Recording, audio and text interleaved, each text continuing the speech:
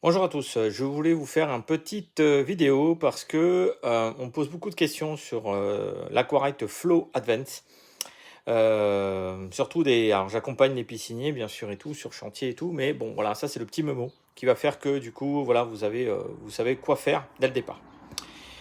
Donc là vous avez l'Aquarite Flow Advance et le petit mémo c'est que là ici il y a l'heure, ici vous avez le mode de filtration qui est en manuel et qui est là en fonction. Donc ça veut dire que quand le rond est noir, ça veut dire que c'est fonctionnel, ça veut dire qu'il est sur on. Là, la lumière, eh bien, c'est la lumière en manuel et elle est arrêtée. Donc voilà, on verra tout à l'heure les sous-menus. Vous avez le mesure pH, la mesure redox, les consignes, le mode de fonctionnement de la pompe pH. Tant que c'est off, ça veut dire qu'il n'y a pas besoin de pomper. C'est normal, la mesure est à 7 et on cherche et c'est plus bas que la consigne, donc il n'y a pas besoin de pomper. 22 grammes, ça veut dire que du coup ça doit fonctionner. Donc 22 grammes, ça fait du chlore gazeux. Voilà, c'est normal, c'est tout à fait comme ça. P2, ça veut dire qu'il est en polarité 2. Polarité 1, polarité 2. Vous verrez toujours P1, P2, P1, P2. Et après, vous aurez aussi le petit trait, qui est la pause. Ou ça veut dire en gros, il n'a pas besoin de produire. COV, ça c'est pour dire que la couverture est désactivée. Et si elle est noircie comme P2 là, et bien du coup, ça veut dire que la couverture est fermée. Mais ça, c'est parce que vous avez mis le fin de course de la couverture, vous l'avez branché dans le boîtier. Ensuite, vous avez low. Low, ça veut dire que si vous êtes en dessous de 3 grammes, par litre, du coup, la cellule ne peut pas fonctionner à fond. Donc là, si j'ai 22 grammes et j'ai l'eau qui apparaît, c'est parce que justement, j'ai un manque de sel. Si, admettons, vous avez un bon grammage de sel et que du coup, malgré tout, vous avez l'eau qui apparaît, même à 4 grammes de sel, ça veut dire que la cellule est usée. La cellule est garantie tant que vous n'êtes pas arrivé à 8000 heures ici. Vous voyez, là, j'ai fait plusieurs resets. Quand on fait des resets, vous avez ça qui s'allume, qui vient s'incrémenter. Donc, voilà, ça, c'est l'infotemps. Ça veut dire combien de temps votre cellule a produit. Donc ça, c'est comment ça marche. Là, vous avez vu, je suis rentré dans le menu. Donc, pour rentrer dans le menu, en fait, il suffit d'appuyer sur OK. Vous avez le menu électrolyse. Électrolyse, c'est là où je vais mettre la puissance, en fait, tout simplement de puissance de chlore gazeux. Ça, c'est le choc. Ça, le choc, ça se met en route que quand vous avez l'eau un petit peu trouble. Hein. L'eau verte, c'est trop tard. Mais un peu trouble, à ce moment-là, vous faites un choc. Ça dure 24 heures et ça revient en mode de production qui était prévu. Et donc, ça va allumer la pompe, forcément. Couverture, c'est là quand vous voulez l'activer. Du coup, vous l'activez. Et là, vous pouvez choisir la réduction de production par rapport à la consigne que vous avez mis ici. Admettons, j'ai 22 grammes, je mets 50% ici, ça veut dire que ça va produire à 11 grammes heure. Voilà.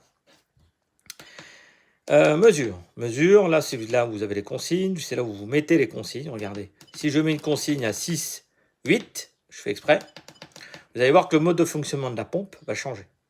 6, 8, donc j'ai besoin de mettre du pH. Donc là, il se met en WT, c'est wait.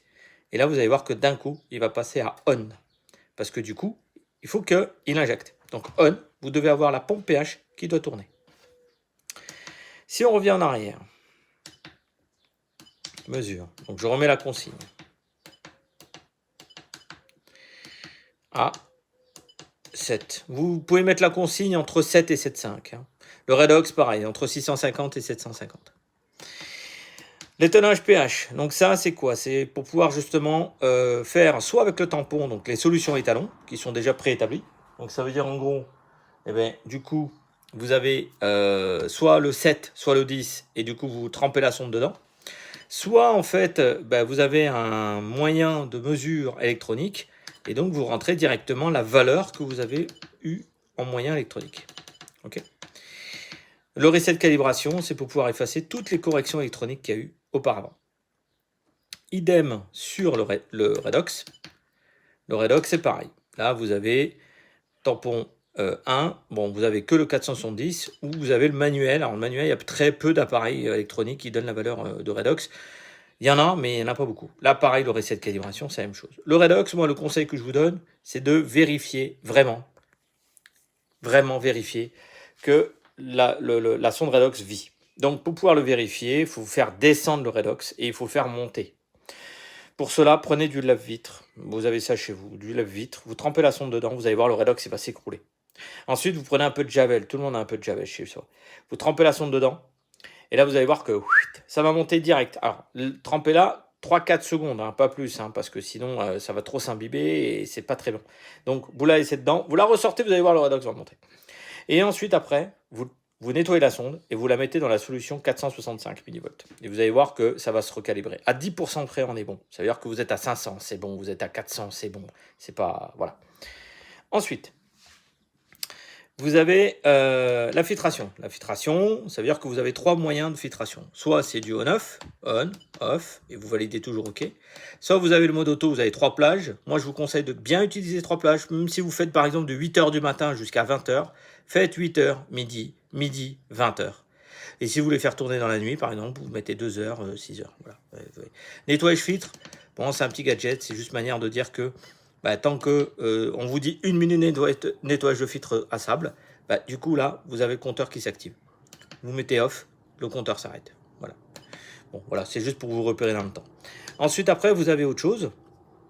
Ah oui, tant qu'il n'y a pas la sonde de température activée, c'est pas la peine. Éclairage. Éclairage, c'est quoi? Ça veut dire que vous avez pareil, manuel et auto. C'est la même chose. Ensuite, après, vous avez la configuration. Et donc là, vous pouvez mettre la langue que vous voulez. Vous pouvez mettre l'heure que vous voulez. Vous pouvez mettre l'écran que vous voulez.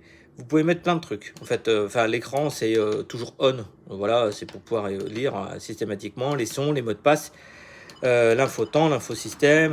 L'infosystème, c'est quoi? C'est quand vous voulez récupérer le numéro ID, en fait, du boîtier. Ensuite, après, vous avez le menu service. Donc là, on fait le code. Haut, bas, droite, gauche, retour. Et là, en fait, vous avez les configure-les. Donc là, par exemple, configurer-les, bon, il n'y a rien à faire. Hein. Et ensuite, après, vous avez le service paramètres. Service paramètres, c'est là où, en fait, on va activer la température. On la passe à 1. Je valide. Et je ne sais pas si vous avez vu ici, vous avez plusieurs... Bon, mode select, c'est si on détecte, si on met un détecteur de débit, mais là, vous voyez, c'est automatiquement.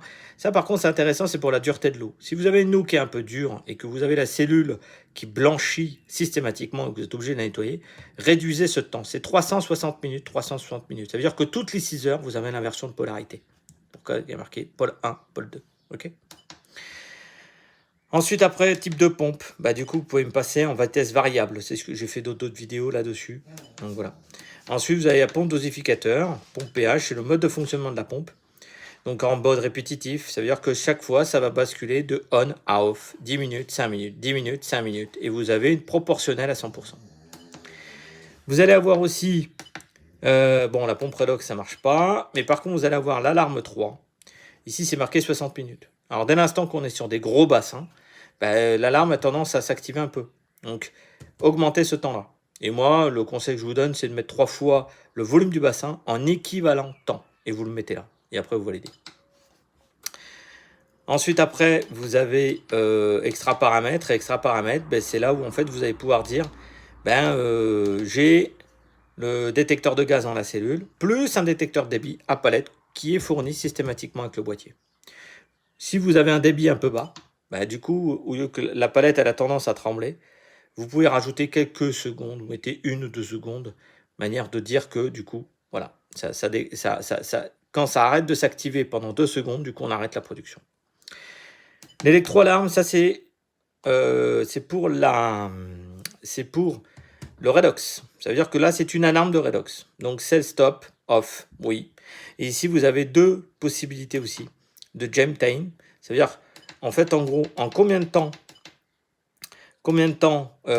il faut que la sonde réagisse. Et ici, on arrête aussi, au bout de combien de temps on arrête la production. Ça, c'est le temps qu'on laisse à la sonde de réagir. Et ça, en fait, c'est l'amplitude qu'on donne à la sonde pour pouvoir fonctionner. Donc voilà. Donc si on voit que la sonde redox, elle ne bouge plus, qu'elle est bloquée à 470 millivolts pendant plus de 10 minutes, par exemple, du coup, ça va s'arrêter. Voilà. Alors là, j'ai mis 10 minutes, 10 minutes.